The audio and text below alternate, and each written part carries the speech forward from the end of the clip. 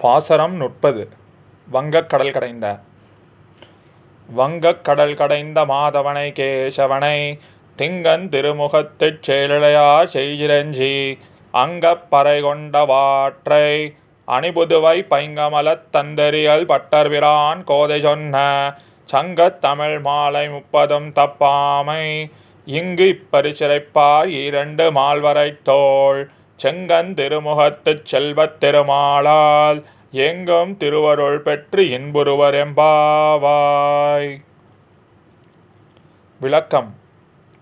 திருப்பார்கடலை கடைந்து அமுதம் தந்த மாதவனை, அழகிய திருவடி உடையவனை, சந்திரன் போன்ற முகத்தை உடைய செல்வ மகளிர் சென்று வணங்குவீர்.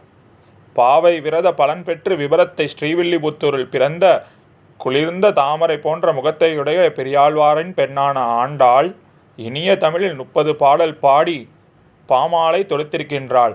இதனை படிப்பவர்கள் உயர்ந்த தோள்களை உடையவனும் அழகிய கண்களை கொண்ட திருமுகத்தை உடையவனுமான செல்வத்துக்கு அதிபதியுமான திருமாலின் ஆசியுடன் எங்கு சென்றாலும் செல்வ செழிப்பு பெற்று இன்புடன் வாழ்வார்களாக. ஆழ்வார் எம்பெருமானார் ஜீயர் திருவடிகளே சரணம். ஆச்சாரியன் திவ்ய திருவடிகளே சரணம்.